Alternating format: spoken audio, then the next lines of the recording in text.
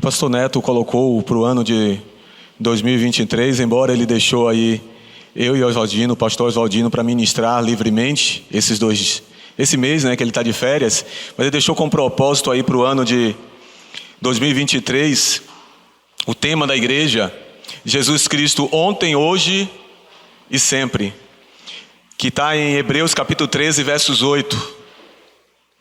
Jesus Cristo é o mesmo ontem e hoje e eternamente. Então, com base nisso, eu pensei no que é que eu poderia ministrar que pudesse servir como contexto, como base para que, a partir do momento que o pastor Neto passar a ministrar sobre Jesus Cristo, a gente já tenha essa compreensão, né? essa visão, que é exatamente sobre isso que eu vou falar hoje, sobre visão.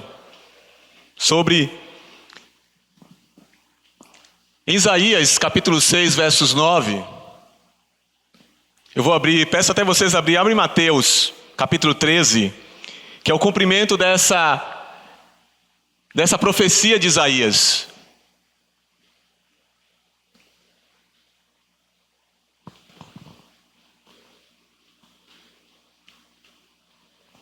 Mateus 13, versos 13.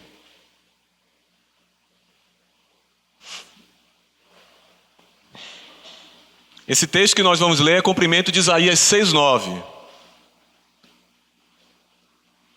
No versos 13 de Mateus capítulo 13 diz: Por isso lhes falo por parábolas, porque eles vendo não veem, e ouvindo não ouvem, nem compreendem. E neles se cumpre a profecia de Isaías que diz: Ouvindo, ouvireis, mas não compreendereis. E vendo, vereis, mas não percebereis. Porque o coração desse povo está endurecido, e ouviu de mau grado com os seus ouvidos, e fechou os olhos, para que não veja com os olhos, e ouça com os ouvidos, e compreenda com o coração, e se converta, e eu o cure. É exatamente o que Isaías 6:9 diz. Vai e diz a este povo: ouves de fato e não entendeis, e vede em verdade, mas não percebeis. Dois sentidos muito importantes e prescindíveis nas nossas vidas é visão e audição. Eu quero focar em visão, mas são os dois sentidos imprescindíveis para nós, para toda a vida de qualquer ser humano, e para nós como cristãos essenciais. É o que nós vemos, o que nós compreendemos daquilo que nós vemos, é o que nós ouvimos e compreendemos daquilo que nós ouvimos. Isso é imprescindível para a vida do cristão. O crescimento do cristão, ele está pautado e baseado naquilo que nós vemos e naquilo que nós ouvimos. Porque com base naquilo que nós vemos e ouvimos, nós interpretamos. E vocês já pararam para pensar que nós vivemos com base naquilo que nós interpretamos? Vocês estão aqui hoje porque vocês interpretaram que o Senhor é Deus, que Jesus Cristo é Deus, que essa vida que nós vivemos é uma vida momentânea, porque nós estamos sendo preparados para esse projeto que eu falo constantemente, o projeto Reino, que é para a eternidade. E tudo que nós vivemos e passamos aqui, vivemos como peregrinos, porque Deus está nos direcionando, nos dirigindo para o projeto do estabelecimento integral do seu reino, que é a eternidade. Esse é o projeto de Deus. Vocês só estão aqui porque vocês viram, ouviram e interpretaram desta forma e buscam viver crendo nisso.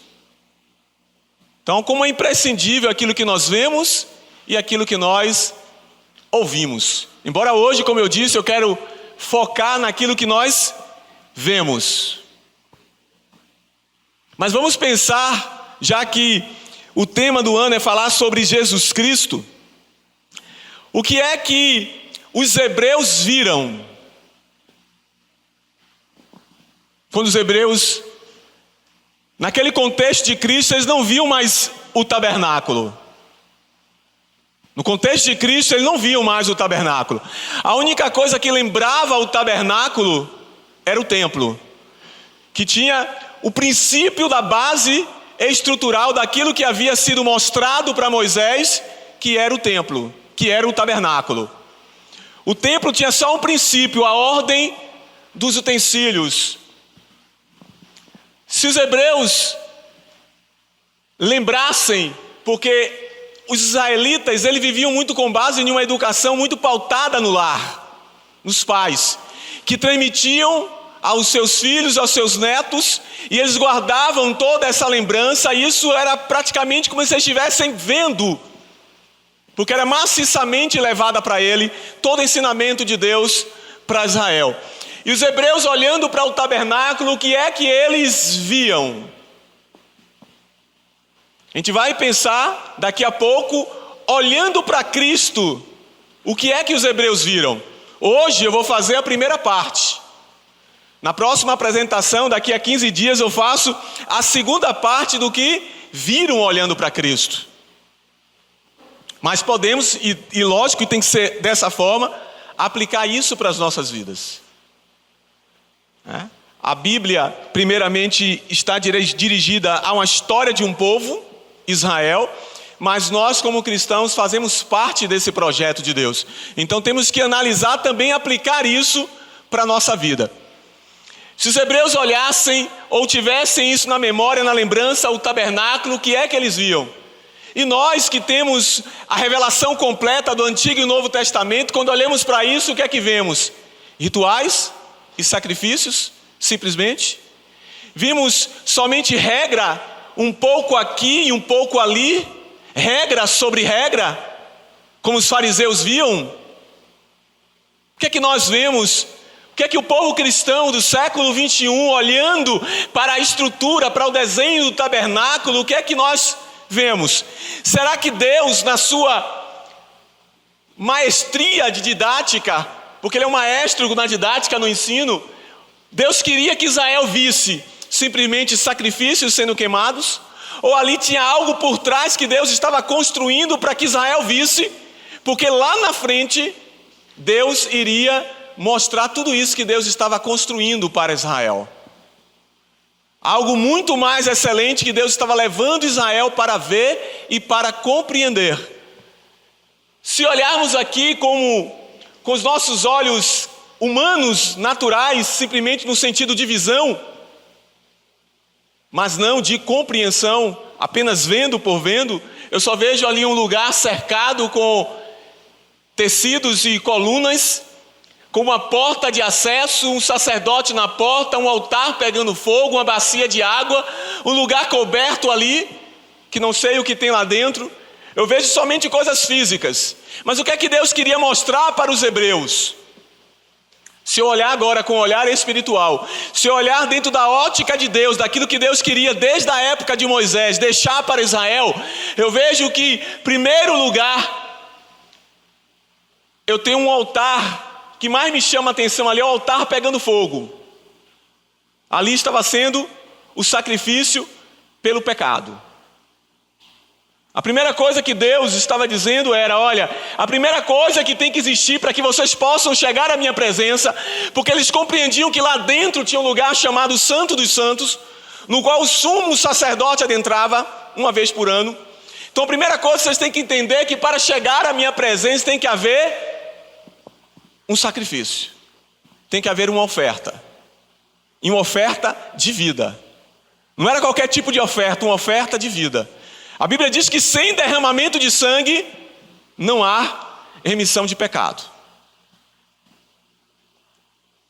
Olhando depois e vendo a bacia de bronze onde os sacerdotes se banhavam, a gente pensa, olhando em uma ótica espiritual, que precisaria depois desse pecado haver uma purificação. Haver uma purificação. E nós entendemos que pelo batismo, simbolicamente, isso é representado. Somos sepultados com Ele pelo batismo. E com Ele também ressuscitamos pelo poder de Deus.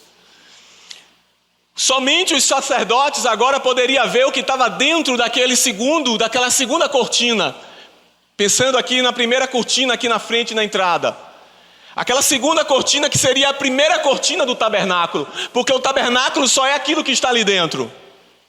Aqui fora é o átrio. Então aquela primeira cortina lá dentro do tabernáculo, se eu considerar como parte dessa daqui, seria a segunda. Só os sacerdotes conseguiam ver. E o que é que os sacerdotes viam ali dentro? Ele via à direita as mesas dos pães da proposição, e à esquerda ele via o candelabro. Se olhar de forma humana, física, natural, eu vejo pão em uma mesa, pães, 12 pães em uma mesa, e eu vejo um candelabro com 7 pontas que está aceso. Mas se olhar com a ótica espiritual e entendendo que a palavra de Deus está consumada para nós, está completa, do Antigo ao Novo Testamento, eu vejo a palavra de Deus. Eu vejo a palavra de Deus. Porque nem de pão, nem só de pão viverá o homem, mas de toda palavra que sai da boca de Deus. E se eu olho para a esquerda, eu vejo o candelabro. Lâmpada para os meus pés é a tua palavra e luz para o meu caminho. E se eu olhar para os sacerdotes, eu tenho que olhar para a igreja hoje. Se eu compreendo aquilo que Deus quis revelar, se eu compreendo aquilo que Deus quis manifestar, eu não posso olhar para aquilo simplesmente com um olhar físico. Eu tenho que olhar entendendo qual é a mensagem que Deus quis deixar para Israel. Se Deus quis deixar essa mensagem para Israel, nós somos hoje Israel de Deus. Nós somos a igreja do Senhor. Então também há uma mensagem que Deus quis deixar para nós. Não adianta nós armarmos um tabernáculo.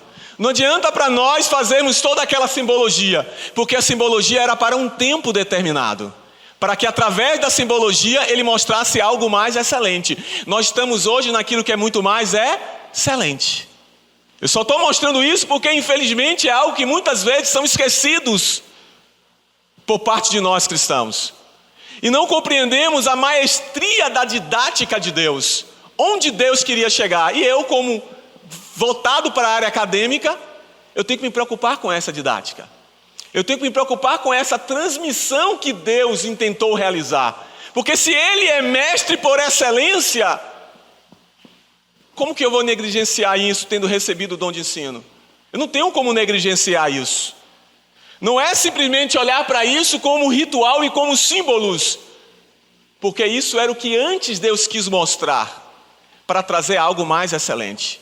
Mas negligenciar essa compreensão também nos faz negligenciar aquilo que Deus queria que nós víssemos. Porque se Ele fez isso, primeiro Moisés, Ele mostrou para Moisés, se Moisés, como tu viu, você vai construir exatamente como você viu. Então Deus tinha desejo que Israel visse. Mas Deus queria que Israel visse simplesmente rituais? Símbolos simplesmente? Não. Deus queria que Israel entendesse. Deus queria que Israel compreendesse. Se Deus queria que Israel visse e compreendesse, Pedro viu e compreendeu isso. Não quando ele era simplesmente um pescador. Quando ele era um pescador ainda não compreendia isso. Mas quando ele se converteu a Cristo, Pedro compreendeu. Aquilo que Moisés falou em Êxodo: farei de vós uma nação e um reino de sacerdotes. Pedro, um cidadão judeu, é o contexto que nós estamos falando, ele viu e compreendeu isso. Vós sois sacerdócio real. Aquilo que para Moisés era futuro, farei de vós uma nação e um reino de sacerdote, Pedro viu como presente. Vós sois sacerdócio real. O que é que Deus queria que nós entendêssemos? Primeiro acesso, tem que haver um sacrifício.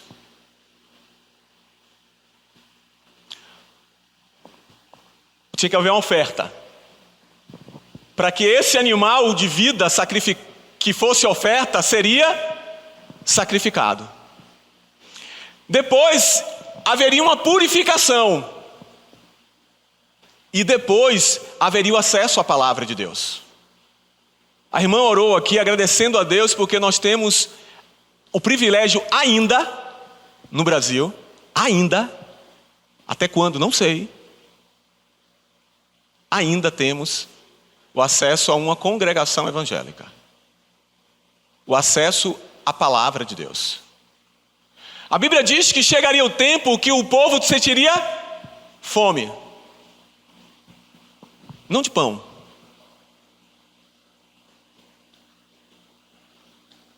É fome de quê? Mas o que Deus construiu? Que não tem como ser sacerdote sem a palavra de Deus. E sacerdotes, Pedro disse, não era só os líderes. Vós sois sacerdócio real, nação santa. Se Deus disse que chegaria o tempo que sentiriam fome da palavra, é porque isso vai acontecer. Porque Ele é Deus. O que para nós, Apocalipse, vai acontecer, para Deus, Ele já viu acontecer. Ele já viu acontecer. Vai acontecer ipsiliter, como está escrito. Vê, é tão importante que quando Deus chamou o profeta Jeremias, a primeira coisa que Ele fez para Jeremias profeticamente foi: Jeremias, o que tu vê? O que tu vê, Jeremias? A primeira coisa que Jeremias viu foi uma vara de amendoeira. A primeira coisa que Jeremias viu foi uma vara de amendoeira. O que significa isso para mim e para você? A amendoeira é a primeira árvore que brota. E ela não mente. Ela brota sempre. Aquele contexto de amendoeira de Israel, não é a amendoeira da gente aqui hoje. Embora até pareça também, porque as amendoeiras aqui também brotam sempre. Ela é a primeira a brotar. Ela não mente, ela não falha. Todas as outras árvores e frutos podem falhar. A amendoeira não. Aí o que Deus disse para Jeremias? Viste bem, meu servo Jeremias, porque eu velo pela minha palavra para cumprir. Por isso que Ele mandou Jeremias ver. E ele viu a amendoeira. Se não nós apresentamos, porque ali eram os homens que apresentavam, mas o próprio Deus apresentou a oferta. A oferta foi sacrificada, o Cordeiro de Deus que tira o pecado do mundo. Nós fomos purificados com a lavagem da água. Aí, logo depois, a primeira coisa que tem ao adentrar no santo lugar é pão e lâmpada. O que é isso? Que Deus queria que nós víssemos?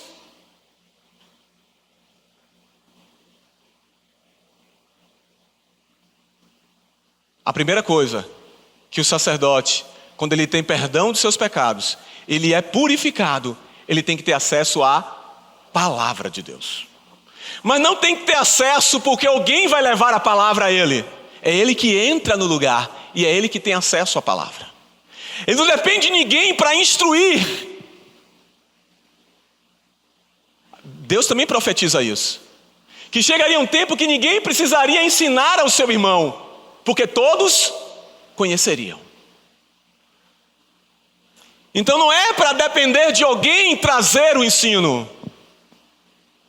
O sacerdote vai ao santo lugar. O sacerdote tem que buscar a compreensão.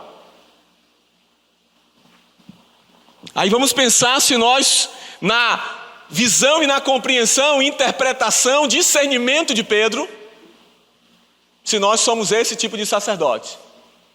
Que quando nós tivemos o perdão de Cristo e fomos batizados simbolicamente na água e fomos purificados, se nós fomos a palavra de Deus. Se nós fomos, como Pedro diz, como criança, desejamos ardentemente o leite racional não falsificado, para que através deles vá descrescendo. Se nós estamos de pé e vivos nesse contexto de pandemia, sobre tudo que passou, não foi por causa de vacina. Foi porque tomamos o leite materno quando éramos criança. Porque eu creio mais no leite materno que Deus fez para dar a imunidade do que em vacina. Eu creio muito mais na imunidade natural, que é até provado pela ciência, que a imunidade natural é muito mais forte que qualquer coisa fabricada em laboratório. Porque quem fez foi Deus. Quem fez foi Deus. Quem fez foi Deus. E Ele só faz por excelência, perfeito. Maravilhoso. Maravilhoso Ele faz. Aí eu, como sacerdote adentro, faço parte do corpo de Cristo. E faço o que com a palavra? Espero alguém levar a palavra para mim, no domingo de manhã, de semana em semana. Presencial ou online. Como eu sou sacerdote assim? Aí eu estou na minha vida, no meu trabalho, nos meus afazeres, no ônibus, no nosso contexto natural. Alguém pergunta a razão da fé? Ou eu vou ser preso porque eu estou declarando Jesus Cristo em um momento que no Brasil vai chegar o tempo que não vai poder mais? E eu vou preso? E eu não sei responder para aquela pessoa a razão da minha fé. Por que eu não sei? Porque eu não vi. Eu vi, mas não compreendi. Vai, diz este povo, ouves de fato e não entendeis. E vedes em verdade, mas não percebeis. Quantos de nós, não precisa ninguém responder, olhando para o tabernáculo, teria visto tudo isso que eu falei? Quantos de nós vemos o que Pedro viu? Quando nascemos na fé, não é agora, quando nascemos na fé, buscamos ser um obreiro aprovado na palavra de Deus. Quantos? Talvez você tenha 5 anos, 2 anos, 3 anos, 10 anos, 15 anos, 20 anos. Vergonhoso isso. Vergonhoso. Porque eu dependo de alguém para trazer a palavra para mim. Eu tenho que ter mestre, professores, ensino, mas eu não posso depender disso. Porque uma hora eu não vou ter. Só vai ter a palavra que estiver dentro de mim. Um texto que não estava no script, abre aí Tiago. Tiago capítulo 1. Não está aí nesses slides não.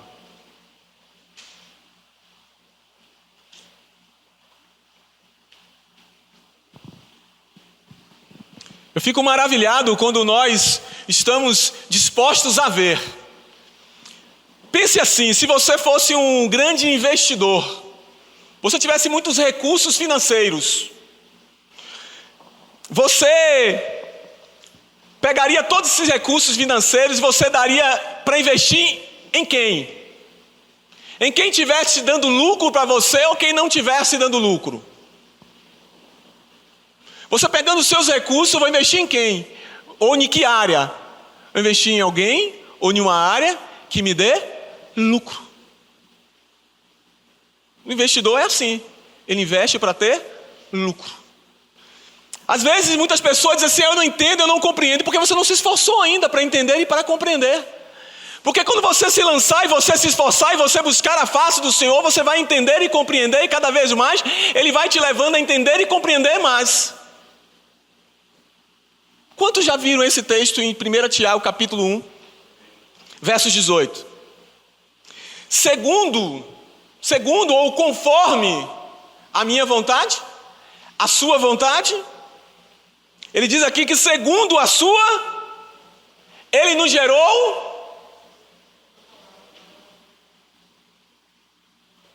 pela palavra da verdade. Eu fui gerado, você foi gerado pela palavra da verdade. Versos 21, se eu não estou enganado. Sim, 21. Pelo que, rejeitando toda a imundícia e acúmulo de malícia, recebei com mansidão a palavra em voz enxertada. Dá para compreender por que não dá para ser sacerdote sem palavra? Porque a vida é gerada pela palavra e ela está enxertada em nós. A palavra, a vida é gerada pela palavra e ela está enxertada em nós. O sacerdote passando por aquele primeiro momento ali, pães da proposição e o candelabro, ele tem acesso à palavra. O que é que tem depois no tabernáculo? O incensário. O que é que o incensário faz alusão? Às orações dos santos. E por que que o incensário faz alusão às orações do santo depois da palavra?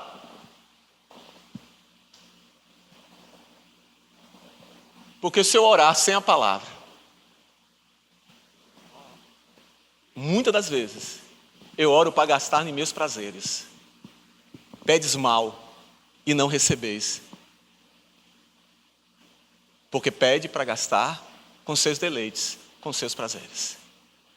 Primeiro eu compreendo a palavra, porque na palavra está a vontade de Deus. Segundo a sua vontade ele nos gerou, pela palavra da verdade. Se ele nos gerou pela palavra da verdade, segundo a sua vontade, conforme o seu desejo, o que é que eu tenho que fazer? Não existe outra opção. Quem não faz isso negligencia, queridos. Quem não faz isso negligencia. Meu ministério é oração. Você pode ter uma inclinação maior para oração. Cada um tem um perfil, problema nenhum. Mas você vai orar sem a palavra? Oração é pela palavra. É ela que me faz orar segundo a vontade dele. Eu não preciso orar perguntando qual é a vontade dele. Porque a vontade dele já está manifestada. A vontade dele já está revelada. Eu oro só pedindo a ele a direção de como eu vou fazer aquilo que está em sua palavra. Porque a palavra já está declarada a vontade de Deus. Aí tem gente que filosoficamente gosta de dizer vontade permissiva e vontade soberana. Na minha compreensão, na minha leitura, na minha visão espiritual, vontade é desejo. Permissão não é desejo. Permissão é concessão. Permissão é concessão. Tudo só acontece se ele permitir, lógico. Porque nenhum passarinho, a gente fala a folha da árvore, né? Mas Mateus 10, se eu não estou enganado, que fala é um passarinho. Nenhum passarinho cai de uma árvore se não tiver a permissão de Deus. A vontade é aquilo que ele faz, porque ele quis realizar daquela maneira. Quando ele simplesmente concede Israel a viver de determinada forma, é porque ele concedeu. Eu digo muito, falo muito que Deus não queria que Israel tivesse um rei, não era vontade de Deus que Israel tivesse um rei. É só pegar 1 Samuel capítulo 8. Samuel, não entristeça o vosso coração, porque antes de Israel ter te rejeitado, Samuel era o que naquele contexto? Um sacerdote. Israel rejeitou a mim, porque Israel não quer que eu reine. Quem era rei de Israel? Era Samuel? Não. Samuel era a representatividade do rei. Samuel manifestava a teocracia, porque Samuel só poderia falar a vontade de Deus para o povo. Por isso que os sacerdotes e profetas naquele tempo não temiam rei. Por que ele não teme rei? Porque ele não serve a rei. Ele serve a Deus. Ele não teme o homem. Ele serve a Deus. E muitos naquele contexto temiam os sacerdotes. Temiam os profetas.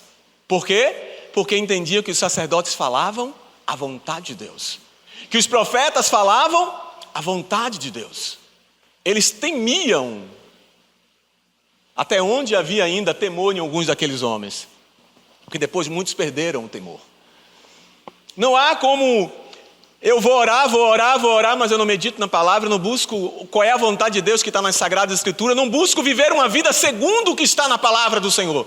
Mas vivo dizendo constantemente, vamos orar, vamos orar, vamos orar. É o que a gente ouve mais nesse contexto de Brasil que o crente fala, vamos orar. Orar sempre, sem cessar. Mas buscar a vontade de Deus na palavra sempre sem cessar. Agora quando eu for confrontado com a palavra de Deus, eu estou disposto a viver segundo a palavra? Os meus desejos ainda estão imperando em mim? Isso é simples. Por isso que eu digo, eu não luto para que ninguém faça, eu só ensino. Meu papel é só ensinar, o papel do pastor Neto, pastor Evaldino é só ensinar. E nos esforçar a viver. Primeiro foi fazer o que Esdras fez, capítulo 7, versos 10. Esdras inclinou o seu coração a buscar a lei de Deus, a cumprir e a ensinar. Então nosso papel é esse, buscar, cumprir e ensinar. Agora não tem como forçar ninguém. Agora, todos estão diante de Deus. Todos nós. Quando nós negligenciamos isso, nós estamos negligenciando o projeto de Deus. Não é o projeto de uma congregação A, B ou C. É o projeto de Deus que nós estamos negligenciando. Aí eu chego como sacerdote, vou ali no lugar santo. Aí se eu sou, ou aquele era naquele ano, o sumo sacerdote, ele conseguia adentrar no Santo dos Santos. Aí ele conseguia adentrar no Santo dos Santos. Só que quando eu vou para a compreensão de Pedro, ou na compreensão neotestamentária, aí eu, Gilvan, paro no Santo dos Santos. E não dou mais um passo. Fico com os pães e com o candelabro e com o incensário, palavra direita, palavra esquerda, e o incensário, a oração sempre à frente. E não dou outro passo. Eu não dou. Porque quando eu olho para aquilo ali, quando eu vou para o Novo Testamento, eu disse, já está ocupado o Santo dos Santos. Eu não dou outro passo.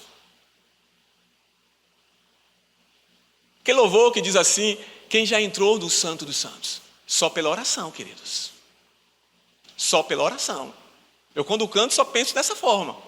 Ninguém vai entrar no Santo dos Santos. Por quê? Porque só um é santo. Nós fomos santificados. Ele não. Ele é santo por natureza. Ele é santo por essência. Se nós entrarmos com o corpo glorificado, somos fulminados. Com o corpo glorificado, sim. Porque a glória de Deus é maior. Jesus não. Ele está lá. Isso é visão. Para eu compreender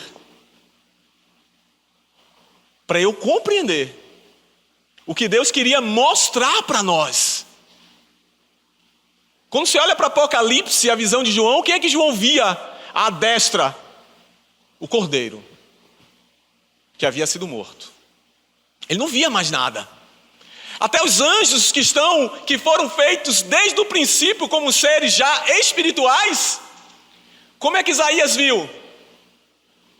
Com 6 asas, 2 nos pés, 2 voando e 2 nos olhos. Já pensou na santidade de Deus?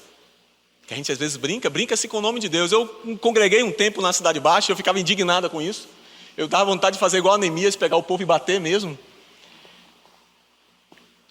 Vamos botar no Jeová Card. Vamos comprar e colocar no Jeová Card.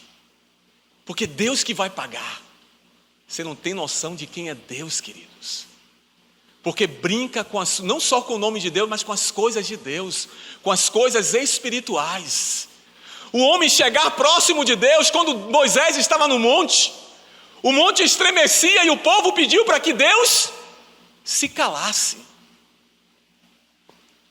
Pediu para que Deus se calasse. Por quê? Porque eles não suportavam. Porque Moisés suportou.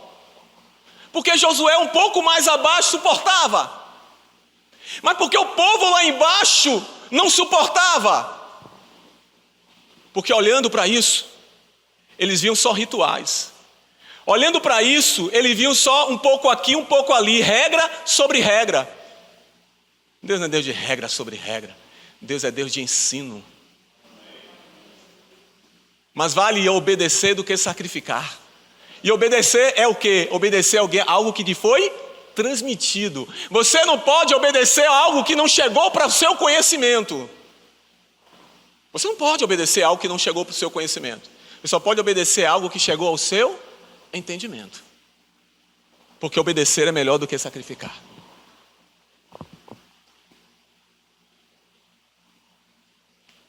No verso 17 ele diz: porque em verdade vos digo que muitos profetas e justos desejaram ver o que vós vedes e não o viram, e ouvir o que vós ouvis e não o ouviram.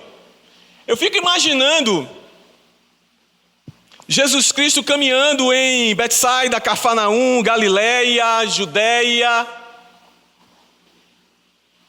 O que é que, olhando para Jesus Cristo, esses homens viram? Não é o tema desse ano que o pastor Neto...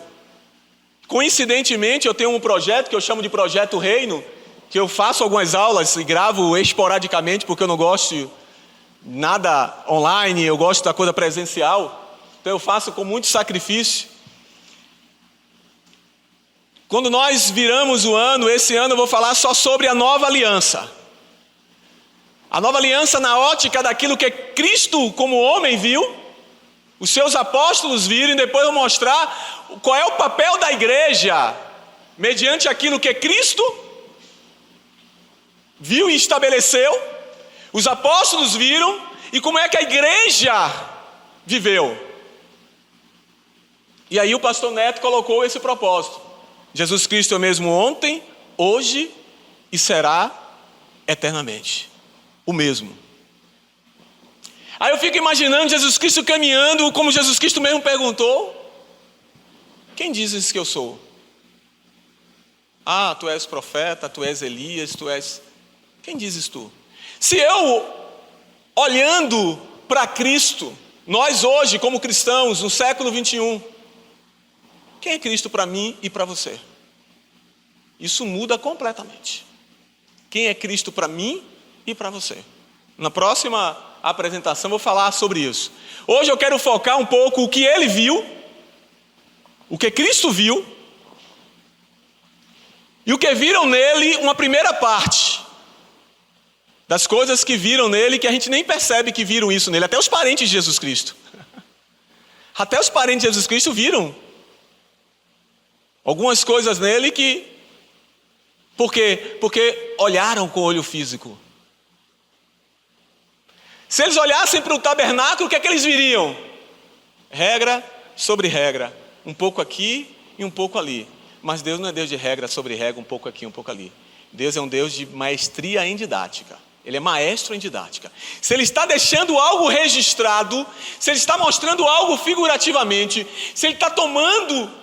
Eu fiquei maravilhado quando eu vi aquele texto lá que eu citei de Jeremias. Jeremias, o que é que tu vês? Aí uma vara de amendoeira. Eu disse: por que uma vara de amendoeira? Aí fui pesquisar. Porque se Deus disse que ele viu uma vara de amendoeira, você acha que aquilo ali é à toa? Você acha que ali é... Não, tem nada a ver isso aí. Nada demais não. Tem algum significado nisso, filho. Tem alguma coisa escondida aí que Deus quer que a gente vá buscar, que Deus quer que a gente vá compreender. Ele é assim. Ou ele vai chegar só te ensinando, e você não busca. Até as armaduras de Deus, ele diz: tomai. Ele não diz: fique parado que eu vou te dar minhas armaduras. Ele não diz isso. Ele diz: tomai toda a armadura de Deus. Para quê? Possais resistir aos dias maus. Dias maus está para chegar no Brasil. Estamos às portas desses dias maus. Já entrou no Brasil. Dias maus. Tomai a armadura de Deus. Ele não diz: fique parado esperando a armadura, não. Tome posse, se vista dela.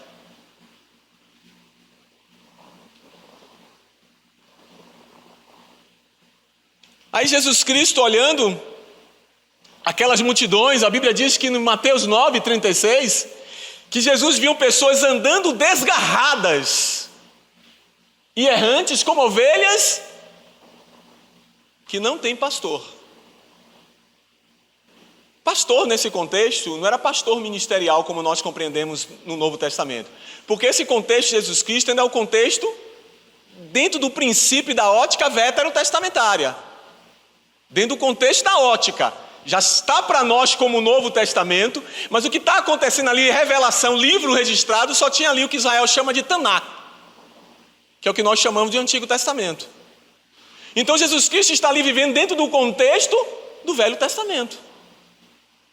Quem eram os pastores que Ezequiel 34 repreende duramente?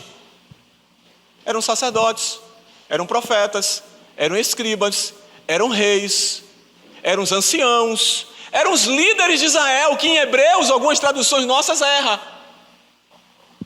E coloca ali como pastores. E em Hebreus capítulo 13, só fala de pastor ali em Jesus Cristo. Não que não tenha, ministerialmente tem, mas ali ele não fala, ele fala de líderes. Porque pastor em grego é poimen. E ali no texto, esses dois textos em Hebreus capítulo 13, ele fala hegelmai. Hegelmai é líder. Então o que Jesus Cristo está falando aqui? Andavam desgarrados e errantes como ovelhas que não têm? Quando ele está dizendo pastor ali, não é ministerial, é líder. Como é que o povo de Deus, mesmo diante do cativeiro ali do Império Romano, porque estavam no Império Romano no contexto de Cristo, mesmo diante do Império Romano, como é que os Jerusalém, Israel, não tinha líderes para conduzir o povo? Com tanto ensinamento maravilhoso que Deus deu em Israel do Antigo Testamento. Como é que eles estão vivendo ali, mesmo debaixo de um contexto, de um império, de um governo mundial romano? Mas como é que o povo ali estava vivendo desgarrado como ovelhas que não têm pastor? Jesus Cristo viu isso. Jesus Cristo viu isso naquele contexto. Se Jesus Cristo hoje estivesse andando conosco,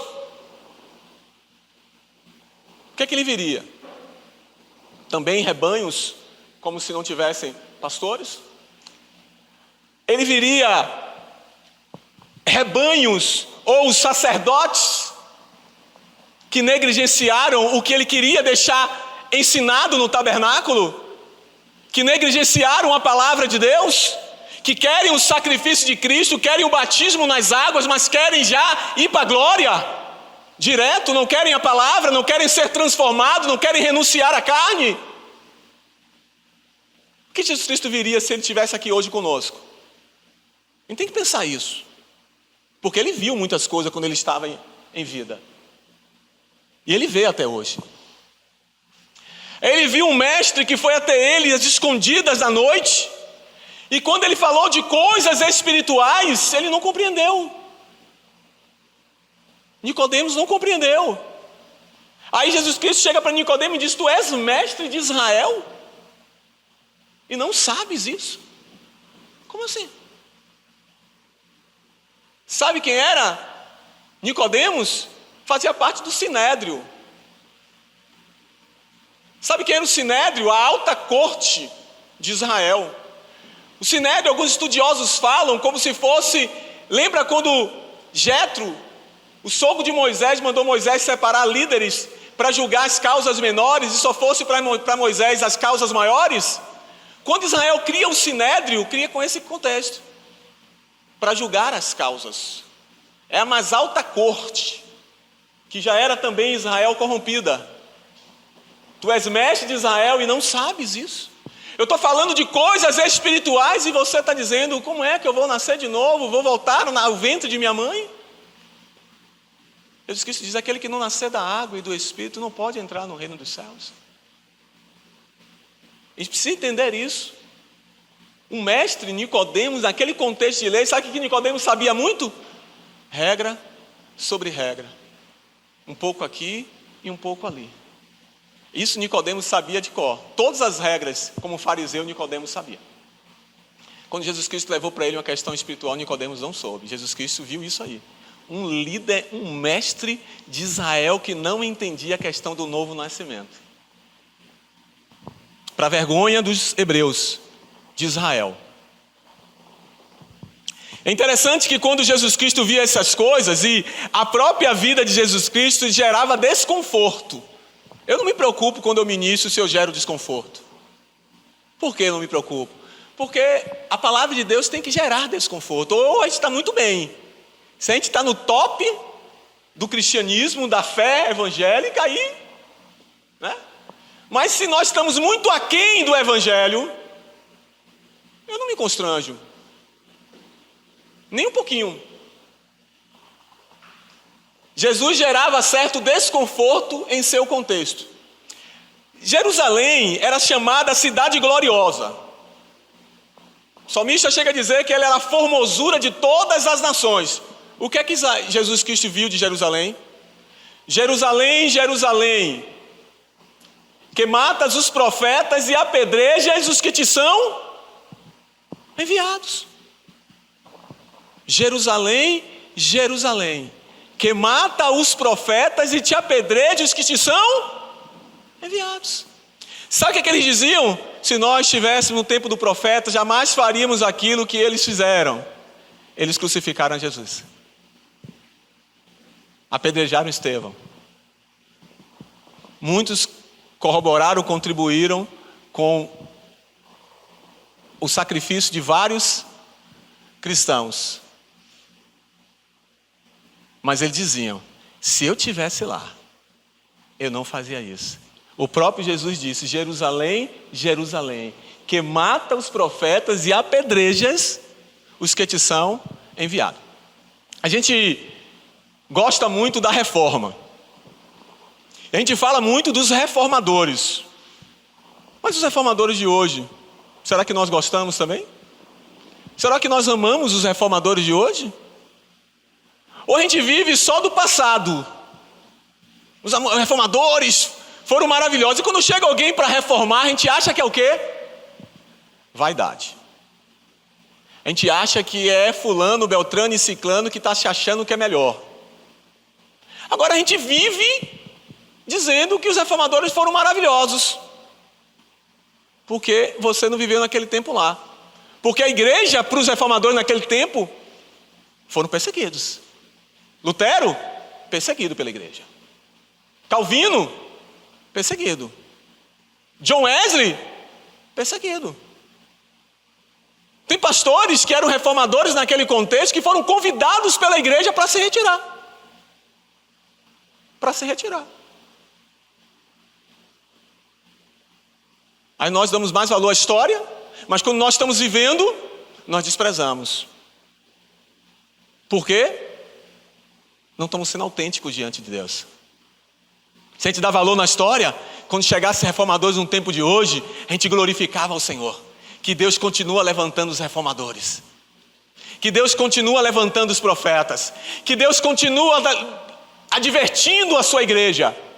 Como pai, que se ele deixa viver do jeito que quiser viver, ele não é filho, são bastardos. Porque o pai, ele diz que repreende aquele que ele ama. Aí ele olhava para os líderes, Mateus 23 disse, na cadeira de Moisés estão assentados escribas e fariseus. Na cadeira de Moisés assentavam os escribas e fariseus. O que é que ele quer dizer? Eles querem poder. Eles querem posição. Escribas e fariseus. Escribas era um contexto até que no Antigo Testamento já existia, que eram aqueles que faziam as cópias. Tinha escribas dos governadores, escribas dos imperadores, dos reis. Havia escribas dos sacerdotes. Jeremias tinha um escriba dele, que escreveu muitas coisas que Jeremias falava. Naquele contexto que Jesus Cristo viveu, queridos, havia religiosos. Haviam religiosos. Fariseus e escribas, zelotes, essênios, eram religiosos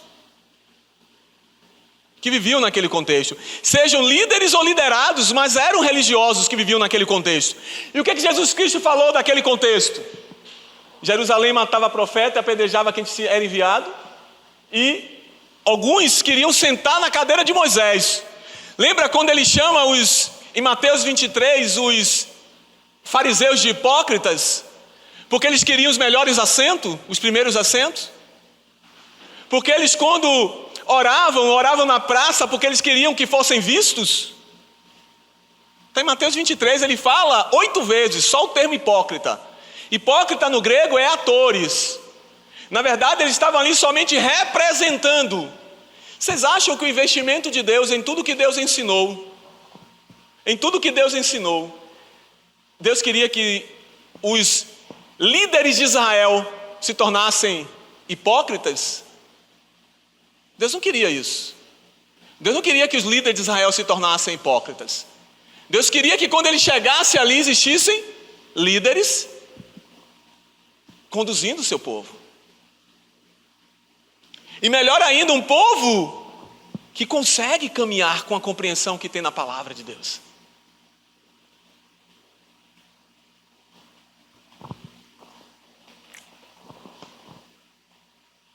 Quando os discípulos levaram Jesus Cristo, muito maravilhado daquilo que eles estavam vendo, o que é que os discípulos estavam vendo? Templo suntuoso, pedras maravilhosas. O que é que Jesus Cristo disse acerca das pedras? Daquela beleza do templo reformado pelo Império Romano, que ali já era um templo reformado pelo Império Romano. Não era o templo de Salomão, que o templo de Salomão já havia sido destruído. O templo pós-cativeiro babilônico, foi um templo que quem olhava para ele chorava. Está escrito em Ageu. O profeta Ageu, quando olhava para o templo que foi reformado, porque Ageu é um profeta pós-cativeiro babilônico, Ageu contribui com a edificação. Ageu, Zacarias e Malaquias, e Neemias e Esdras são livros que você pode colocar junto, porque é pós-cativeiro babilônico. Quando é reconstruído o templo naquele contexto pós-cativeiro babilônico, quando eles olharam para o templo, eles começaram a chorar. Por que eles começaram a chorar quando eles olharam para o templo reformado após cativeiro babilônico? Porque o templo após cativeiro babilônico era um templo insignificante se comparado com o templo de Salomão. Aí você sabe o que é que você vê os crentes falando hoje? A glória da segunda casa será maior do que a primeira, com base nesse texto. Não tem isso em lugar nenhum em Ageu. Não tem isso em lugar nenhum em Ageu, muito pelo contrário. Em Ageu, eles quando viram a segunda casa, o segundo templo, eles ficaram tristes. Eles choravam, porque quem olhava para aquele templo não tinha como comparar com o templo de Salomão. O templo de Salomão era lindo, era muito maravilhoso do que o templo pós-reforma. Aí o que é que os crentes hoje, século 21, diz? A glória da segunda casa será maior do que a primeira. Não tem isso no texto de Ageu. Sabe por que isso? Porque a maioria querem ser sacerdotes sem a palavra. O que tem lá é totalmente diferente. O que tem lá é assim, ó, a glória desta casa não é da segunda, é desta última casa, será maior do que a primeira. Aí, Ageu é um profeta. Deus fala através do profeta, então eu vou entender que ali era Deus falando com Ageu. Aí ele diz, a glória desta última casa será maior do que a primeira. Deus erra? No templo de Roma teve uma outra casa. Então aquela não era a última. Que casa Ageu está falando? Jesus Cristo de Nazaré. Ageu diz isso. A glória desta última casa será maior do que a primeira. Quem é a última casa? Jesus Cristo de Nazaré. É isso que João, o apóstolo, viu. Que está lá no capítulo 1. Ele habitou entre nós. Habitar é tabernacular. É ser tabernáculo entre nós. Olha como é importante o que a gente vê, queridos. O que a gente vê define naquilo que a gente vive. Eu ministro e sempre repreendo nessas coisas porque as pessoas não querem ver. A gente quer ficar vivendo as coisas superficialmente. A gente tem que aprender a mergulhar nas coisas do Senhor, para que cada um de nós tenhamos experiências maravilhosas com Deus. E quando acontecer o que está previsto pela palavra de Deus, que a palavra vai faltar, você tem a palavra dentro de você. Porque você foi gerado pela palavra. E a palavra está enxertada em você. Aí o que acontece? Quando prenderam os pastores, vocês vão fazer o quê?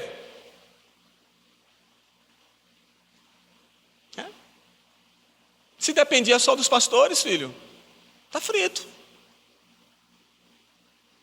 Vai ficar desgarrado sem pastor. Vai chegar esse tempo. Se Deus não reverter, vai chegar esse tempo. Pastores já estão sendo presos. Vão ser mais ainda. Vão ser mais ainda. Ele disse que não ficaria pedra sobre pedra que não seja derribada. Enquanto os homens estão olhando para as coisas físicas, Deus está olhando para as coisas espirituais. Enquanto os homens estão preocupados muitas das vezes só com estrutura física, Deus está preocupado com coisas espirituais.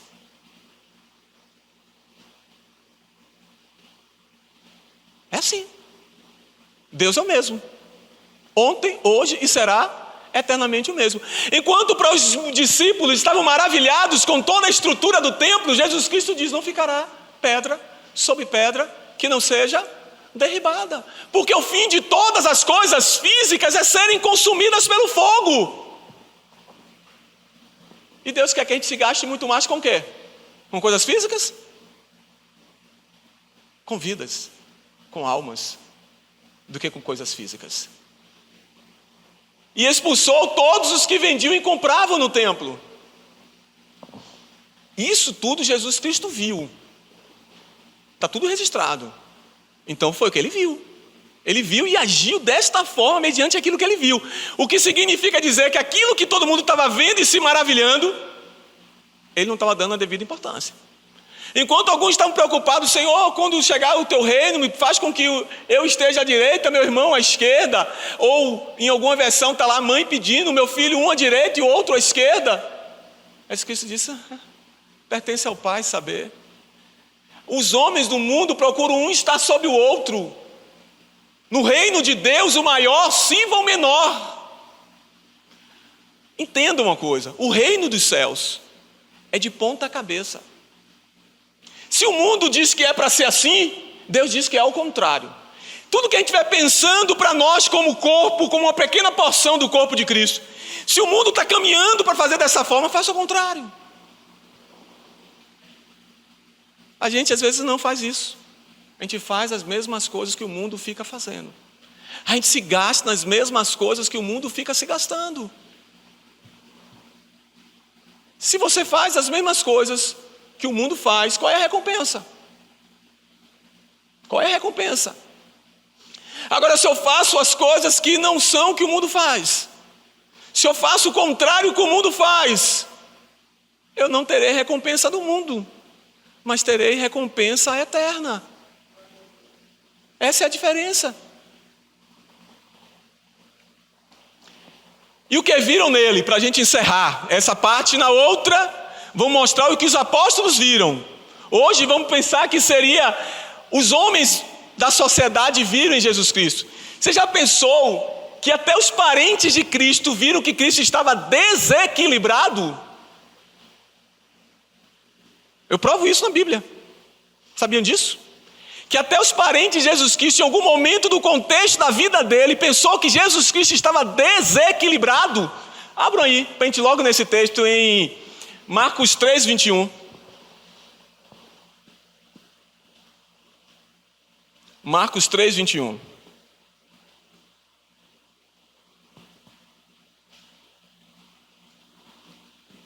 que é que diz aí no texto?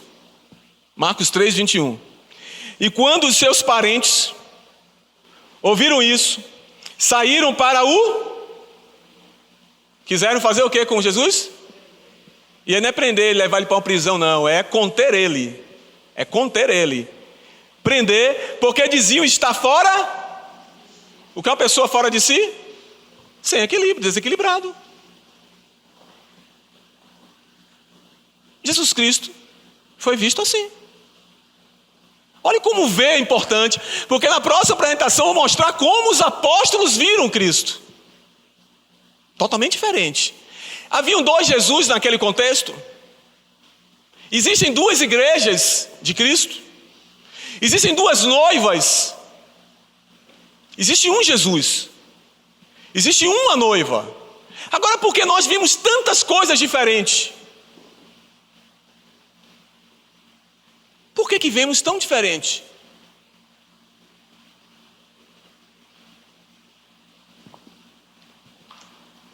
Jesus para uns, ali é Isaías, mas vamos em 1 Pedro 2, 1 Pedro 2,8, ali é a profecia de Isaías, mas vamos a 1 Pedro 2,8.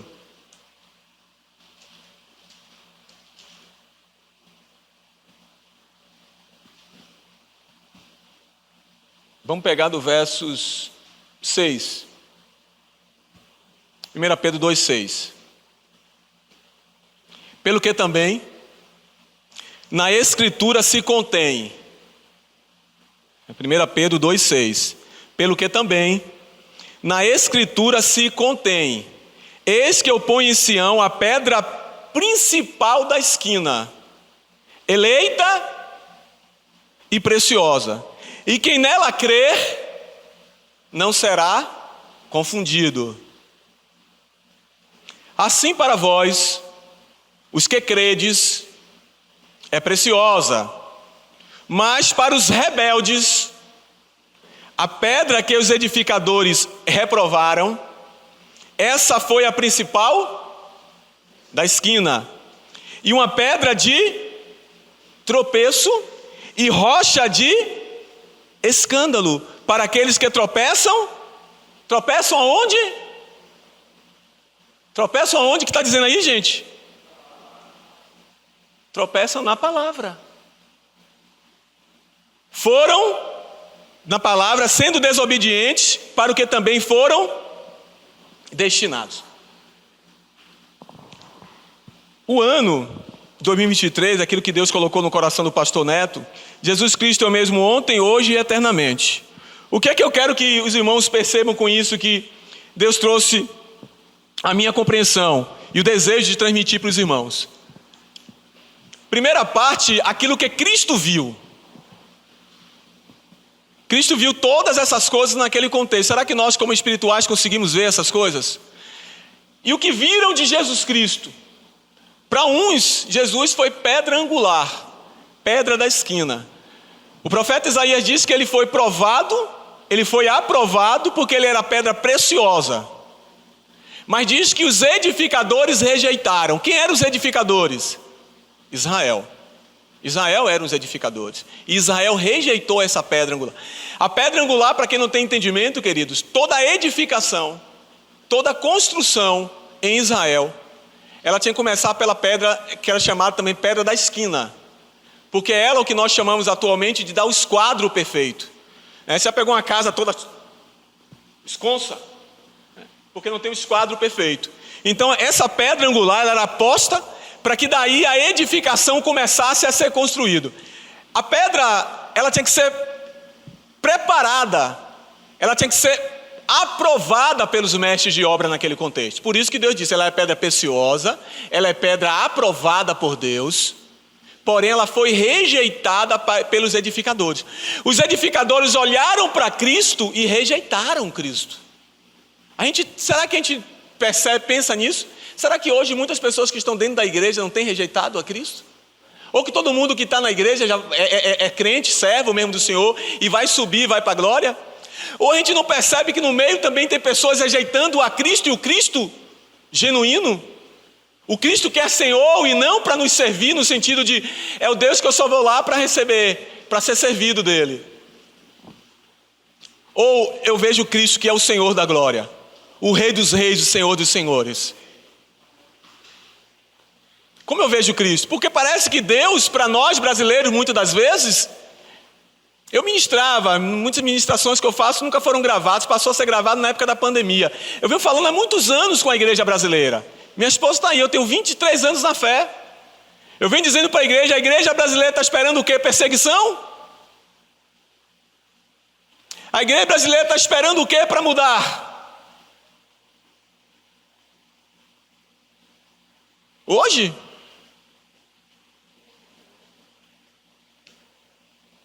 Ouviram o que eu falava? Fazia o que com os profetas? Apedrejava e matava. Sabe por quê? Porque eu quero ouvir coisas boas. Sabe o que é bom? A vontade de Deus. Boa, perfeita e agradável. Eu não fui chamado para ser ministro para agradar homens, queridos. Não fui. Não tenho problema nenhum com prejuízo. Não tenho problema nenhum com prejuízo. Ser prejudicado faz parte dos autênticos servos do Senhor. É prejuízo. Quem quiser viver o evangelho piamente padecerão perseguição. Perseguição às vezes até dentro da igreja. Está escrito. Irmãos vão trair irmãos, queridos. Está escrito. Pais vão entregar filhos, filhos vão entregar pais. Não, isso é com os outros. Isso aconteceu lá. Isso foi outro tempo. A essência do ser humano é a mesma. Mal e perverso. Crê mais na mentira do que crê em Deus. Crê mais no engano do que crê em Deus. Escolhe muito mais as trevas do que escolhe a luz. Sabe por quê? Porque escolhe com o seu olho carnal. Quem escolhe com o olho carnal nunca vai escolher segundo a palavra de Deus. E você acha que o dano não vai vir? Lógico. Ele é Deus. Ele é Deus. Nesse contexto que está acontecendo no Brasil, o que é que nós temos feito? Nós temos que prantear, clamar e chorar, como diz em Tiago: converta o vosso riso em pranto e a vossa alegria em tristeza. Chorar por aqueles que estão sendo presos injustamente. Porque Deus, Ele é verdade e justiça, querido. Se há uma igreja de Jesus Cristo em Salvador, se há uma igreja de Jesus Cristo na Bahia, se há uma igreja de Jesus Cristo no Brasil, essa igreja tem que clamar por verdade e justiça. Se há igreja de Jesus Cristo, se ainda podemos dizer que somos igreja de Jesus Cristo, temos que estar pranteando, chorando, lamentando, convertendo a nossa alegria em tristeza, o nosso gozo em luto. Deveríamos estar vivendo isso, porque é isso que está apontando no Brasil, é isso que está mostrando que o Brasil vai viver. Temos que estar todos os dias incomodados para chorar e prantear diante de Deus. Sabe o que a gente quer? Festa. A gente quer festa. Não contem comigo. Não farei festa no Brasil enquanto o Brasil estiver assim. Não contem comigo. Não farei festa enquanto o Brasil estiver assim. Não contem comigo. Ontem teve casamento de minha sobrinha, não fui. Não vou para uma festa. Enquanto o Brasil estiver assim, eu não vou para uma festa. Não vou para uma festa. Hora de prantear, chorar e lamentar. Sabe por quê? Porque eu estou vendo com os olhos espirituais. Não estou vendo com meus olhos carnais. Quem vê com os olhos espirituais, querido, é para estar chorando e pranteando, pedindo a Deus para entrar com a sua providência, pedindo a Deus para livrar aqueles que estão sendo perseguidos sem causa, aqueles que estão sendo colocados como culpados sem ter levantado nenhuma mão e ter feito nada. Era isso que a igreja tinha que estar clamando, pranteando, chorando.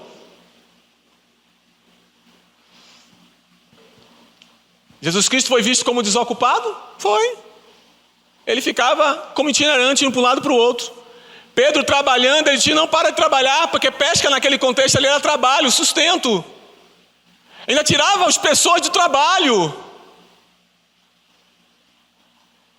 Alguns olhavam e viam ele sem estudo, porque quando ele estava ministrando a palavra, diziam: quem é este porventura, não é filho de José o carpinteiro? Que lugar que ele estudou? Ele não estudou em lugar nenhum, porque ele não precisava estudar. Ele é a palavra de Deus. Ele é a palavra de Deus. Está lá em Apocalipse, que ele vai receber um novo nome. Está lá escrito: a palavra de Deus. A palavra de Deus. Será que eu dou essa ênfase a essa palavra de Deus? Será que eu estou disposto a padecer, a morrer pela palavra de Deus? Será que eu coloco o meu ministério em xeque para ser prejudicado por causa da palavra de Deus? Ou eu quero só benesses, eu quero os lucros, eu quero o status, eu quero a cadeira de Moisés. Vá para o inferno com a cadeira de Moisés. Cadeira de Moisés, querido, os homens queriam status, posição. Quantos estão vivendo isso? Quando você olhar, querido, você vai ver os homens que estão padecendo no evangelho, como pastor daqui, pastor Neto, por quê? Por que padece? Porque sofre enfermidade. Porque é contra o sistema. Porque é contra o sistema. Porque quem quer viver pelo sistema, queridos, vão estar sendo honrados. Daqui a pouco vai aparecer a igreja oficial. E só vai poder estar reunido em igrejas oficiais. Quem não for igreja oficial não vai poder se reunir. Vai se reunir, sabe aonde? Embaixo das árvores, dentro dos esgotos, dentro de casa, bem baixinho para ninguém ouvir, porque será crime. Será crime. Será crime. Sabe por quê? Porque o povo não sabe o que vê. O povo não consegue compreender o que está acontecendo em nosso contexto. É o mais importante. Órgão sensitivo nosso é a visão e a audição, os dois mais importantes. Visão e audição. A gente vive no contexto parecido que a gente está sendo levado de um lado para o outro. Quando Paulo diz que nós temos que crescer até alcançar a estatura de varão perfeito, para que não seja como menino inconstantes, levados ao redor por todo o vento de doutrina, que pelo engano dos homens induzem fraudulosamente. É isso que nós queremos? Sermos conduzidos pelo que os outros dizem? Eu não tenho minha interpretação, não tenho minha leitura do contexto que nós estamos vivendo, porque eu tenho medo de falar no contexto que nós estamos vivendo. A gente não vê essas coisas. Viam Jesus como sustentado por mulheres, está lá, Lucas 8:3, porque as mulheres levavam sustento para Cristo por suas fazendas. O que era fazenda? Suas posses. Jesus era mantido por mulheres com suas fazendas, quer dizer, com suas posses. Os discípulos de Cristo, é como se fosse o quê? Andarilhos. Você acha que Jesus Cristo não foi visto por isso? Assim? Foi visto sim, como se fossem andarilhos. Desequilibrado, já citei, mago, ele vai lá, cospe no chão, faz um lodo e passa o dedo e a pessoa vai ser curada. É mágico, é mago, está fazendo o que é que ele está fazendo. Foi acusado de expulsar demônios pelo príncipe dos demônios, por Beelzebu. Foi acusado pelos líderes. Ele foi para o sinédrio. Você sabe quem que compunha um sinédrio naquele contexto, queridos? O sumo sacerdote. Caifás era sumo sacerdote. De quem? Dos saduceus. Ele era sumo sacerdote. O que é que eles eram? Envolvidos com Roma. Eram cargos praticamente políticos. Eram cargos políticos. Quando Jesus Cristo foi diante de Caifás, ele teve como se defender? Esses altos tribunais, eles não precisam da verdade. Eles criam um cenário. Mentem, criam um cenário e você vai lá ser punido e acabou. Você já vai para ser punido, você não tem direito a nada. Foi assim que fizeram com Cristo. Lógico que tinha que se cumprir a palavra do Senhor, mas assim que fizeram. O sinédrio era assim. Tem alguma correspondência com os dias de hoje? O sinédrio era assim. Não precisa ter a verdade, basta criar um cenário, vai lá e a pessoa vai ser presa e acabou. Não tem como se defender. Por quê? Porque não tem justiça. Aí o povo que é chamado para viver a justiça vai ver como? Eu coloquei um propósito diante de Deus esse ano. Todos os dias eu vou clamar a Deus por justiça. Todos os dias. Ou prostrado, andando, ou conversando, do jeito que tiver, eu vou estar falando com Deus. Senhor, eu estou clamando por justiça. Traz a tua justiça sobre o Brasil. Traz a tua justiça sobre o Brasil. Tu és a verdade, tu és a justiça. Vou estar clamando todos os dias da minha vida, não vou para festa nenhuma esse ano. Até Deus trazer a justiça dele. Se demorar 2 anos, eu vou continuar clamando. 3 anos, eu vou continuar clamando. Justiça do Senhor, Pai. Justiça do Senhor.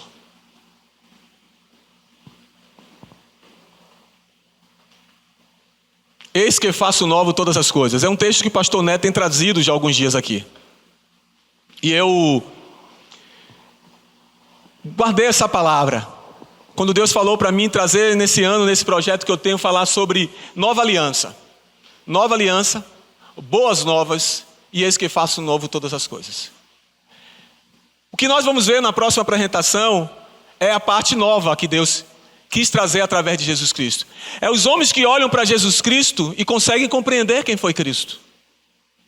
Eu costumo comparar Israel com a igreja. Israel errou diante de Deus? Errou e errou muito. E por que Israel errou? Porque algumas pessoas de Israel, alguns líderes de Israel, conseguiram ver e compreender aquilo que Deus estava mostrando. Uma boa parcela de Israel não compreendia o que Deus queria mostrar. Vamos trazer para a igreja. A igreja, alguns na igreja compreendem. Alguns poucos na igreja, homens e mulheres de Deus, compreendem. Alguns poucos. Uma grande parcela não compreende. Isso que eu falei é exatamente isso. Se nós somos um povo do Deus que é verdade e justiça, está tendo verdade em nossa nação, as coisas da nossa nação estão acontecendo na maior lisura, as coisas da nossa nação estão acontecendo na maior verdade, na maior justiça. Aí se nós somos chamados o povo de Deus, que é o povo que vive na verdade e na justiça, parece que não está acontecendo nada com o país. Então eu não sei o que está acontecendo. Ou é o povo que não está conseguindo compreender, ou eu estou louco. Eu estou já fora de si. Como os irmãos ali, irmãos, e parentes ali que está falando ali, é a família de Cristo. Foram prender ele porque achava que ele estava fora de si. Fora de si é alguém que não está tendo discernimento. Fora de si é isso, é alguém que não está mais conseguindo ter equilíbrio nas suas ações. Ele está descontrolado, desequilibrado. Às vezes eu penso, será que eu estou assim, Senhor? Será que eu estou vendo algo diferente que o povo não consegue ver? Será? Que a culpa, o erro está em mim?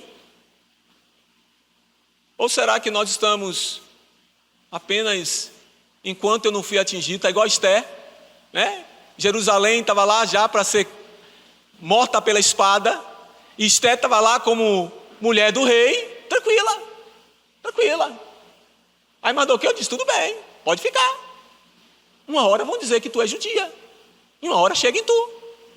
Será que eu só vou incomodar quando a minha carne sofrer? Quando eu for preso, aí minha esposa vai chorar? Ou minha esposa deveria estar chorando pelos que estão presos lá hoje? Será que eu vou chorar quando minha esposa for presa, meu filho? Ou eu devo estar chorando hoje por aqueles que estão sendo presos por injustiça?